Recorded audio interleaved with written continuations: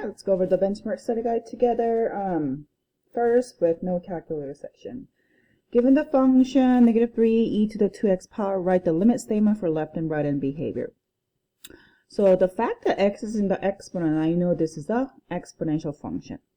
When you graph exponential function, folks, always start with the base. In this case, base is e. Two cases, right? You got to know whether your base is greater than 1 or between 0 and 1. In this case, e is 2 point something, so base is greater than 1. When base is greater than 1, you're going to start with the exponential growth right there. So that's a starting point.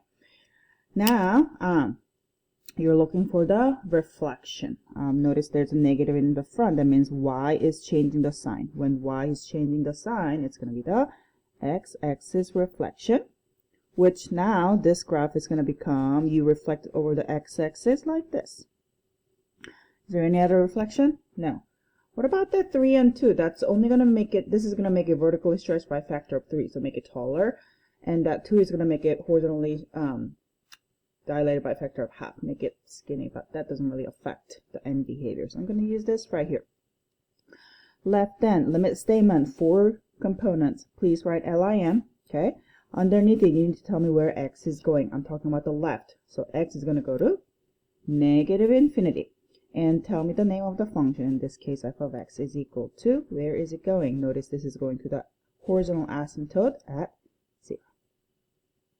What about the right end? LIM, underneath it, please tell me where x is going. X is going to go to positive infinity to the right. Name of the function, f of x is equal to, this time it's going to go to -infinity. Okay? Alright, use a log property to expand that. So I noticed there are 3 components on the argument of this logarithmic equation expression. So I'm going to have 3 separate log going on, particularly the natural log. So I'm going to have natural log of square root of x, y, and then I'm going to put the plus in the front because that's in the top. 5 and y are at the bottom, so it's going to be minus natural log of 5 and then minus natural log of y. So that's basic so far. Now, this says make sure for any radicals you write as a rational fraction exponent. Square root is same as exponent of what? Half. So you have to write as a half and keep the rest of the same. And now, when you have exponent, you can drop that in the front. So all that to say, it's going to be half times natural log of x minus natural log of 5 minus natural log of y. You can see this on FRQ or multiple choice. Next, use the graph below to answer the question. It's a little blurry, so I hope I can see it. So this is the function g, this is the function f. First, g of f of 5. Composition of function always start from the inside. So you start with the f of 5. When x is 5, what's the y value of the function f? Boop, that is 2. So this is 2. Now you move on to g of 2. G of 2 in x is 2, output value is 5. Keep going, start from the inside. G of 3, input is 3, output value is a 1. Now f of 1. Input is 1, output is 3. Oh, I did it wrong. Back up, back up. Look at the wrong graph. Okay, f of 5 is 2, so g of 2 is this one. G of 2 is 1.5-ish. Next, f of 2. This one right here, f of 2 is 5. F of 5 is, which one's the f? The bottom one, 2. G of 4 is 2. G of 2 is, geez, this one, 1.5. I guess I did that over here. Hopefully I was right. Alright, next one. Find the degree of each polynomial. Okay, when you have a table, some people just have a habit of like, find the difference right away. But sometimes, guys, it's worth reading the instruction first to know what you're doing. A lot of time it's about the game plan. Alright, so the question asked me to find the degree. So I'm thinking, okay, I do have to find all the differences. Checking the rate of change over the equal length input interval value. You always have to check your input is equal length interval value. In this case, it is. What about my output? That's plus 0, plus 4, plus 7, plus 9, plus 10. Not the linear. Plus 4, plus 3, plus 2, plus 1, minus 1, minus 1, minus 1. So over the equal length interval value, the third difference is constant. What is that? Cubic. What about this? Over the equal length interval value, minus 4. What is that? I can't tell. What is that? Plus 4, plus 2. I'm assuming it's minus 2, so that's a 6. No? Well, let's go with that. And that's a 0. Okay, that makes sense. All right, and then plus 2, plus 2, plus 2, plus 2. The second difference is constant, or the change of the rate. So these are the rate of change. The change of the rate of change is constant, or you can say the rate of change is linear. Those three are the same thing. Because of that, it's what? Quadratic. Over the equal length interval value,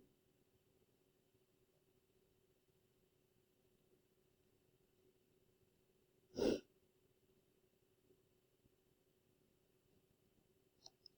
I do math wrong? Plus 6, plus 0, plus 1, plus 2, plus 1, plus 1. No, I did not do the math wrong. So first, second, third, four differences, same over the equal length interval value. I want to say that's a quartic, or the fourth degree. Okay, look at this one. I don't think they're the equal length interval value, are they? No, and not. So this is not a polynomial, because you can't add the same number throughout the whole thing. Actually, oh, this made you struggling. All right, so let's actually find the differences then. That's a plus 1. That's a plus 3. That's a plus 5. That's a plus 7. That's a plus 9. Same thing, plus 1, plus 3, plus 5, plus 7, plus 9. So when the inputs are not equal length interval value like this one, only thing you can check is whether it's a linear or not. And what is a linear function? Linear function is the slope is the same, average rate of change is the same. So I'm going to find the average rate of change. Change of y over change of x, 1. Change of y over change of x, 1. Change of y over change of x, 1. Notice, slope is the same. What is that? This is linear. Tricky. Find the end behavior function by using the polynomial box method if in Mr. Bear's class. So the good news here is that it's not asking you to find the equation of the slant asymptote, does it? Because that sounds hard time, which we're going to do it later. Instead, this is just asking you about the end behavior. So here's our game plan. Notice that the degree of the top is bigger than the degree of the bottom. So I know there's no horizontal asymptote. Instead, it's going to have a slant asymptote. Like slant asymptote is like something that looks slanted. It's not like vertical nor horizontal. For end behavior, so let's say, for example, your slant asymptote, something look like this. I have no idea what it is.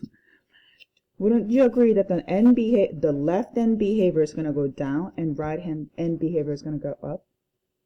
So your function might look something like this. I'm just making it up. I have no idea. Right? So left hand is going to go negative infinity. Right hand is going to go positive infinity.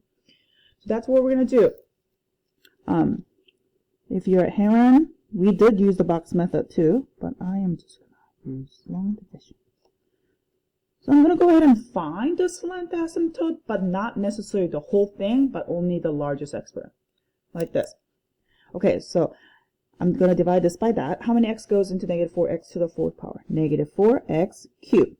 And you're going to go ahead and multiply these two things together. Then I got negative 4x to the fourth power minus 28x cubed. Once you write that number, what do? You're going to subtract it. You know what you do in the long division?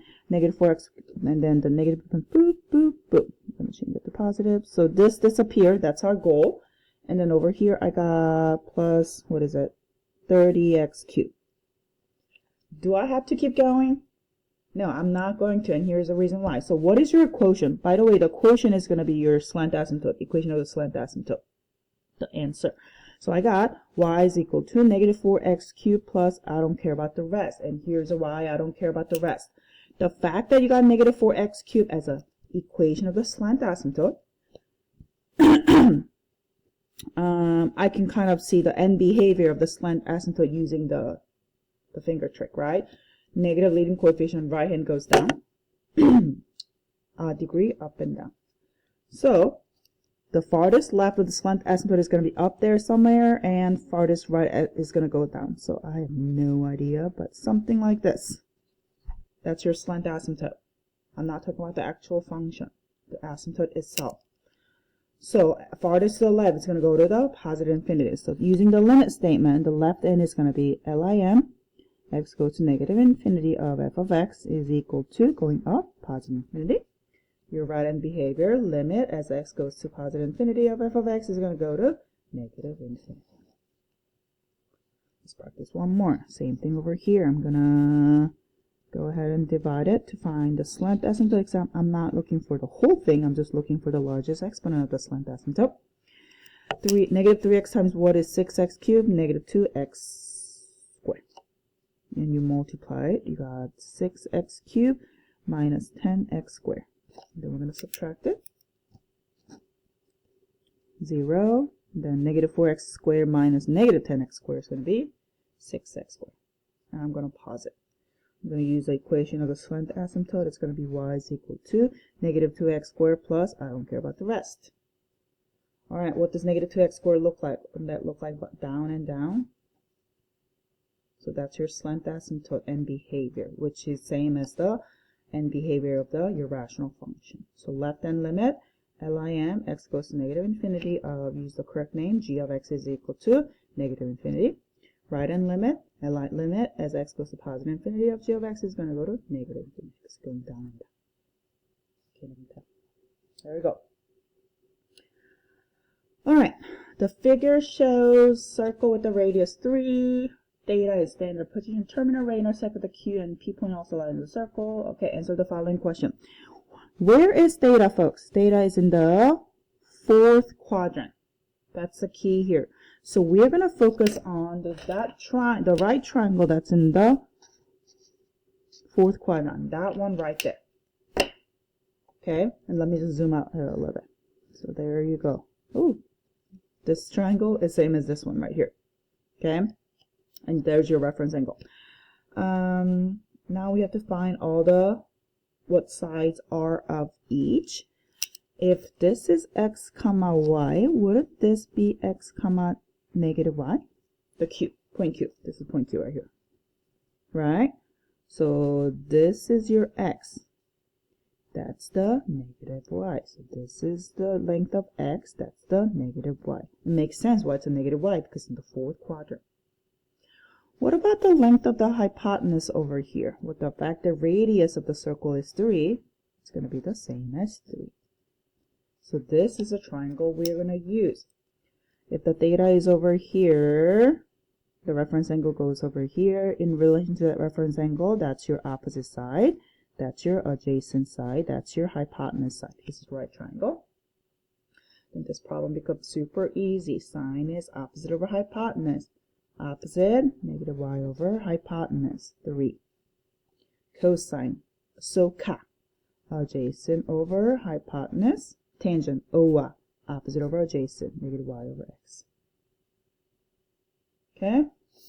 All right. Next one. Got time for this.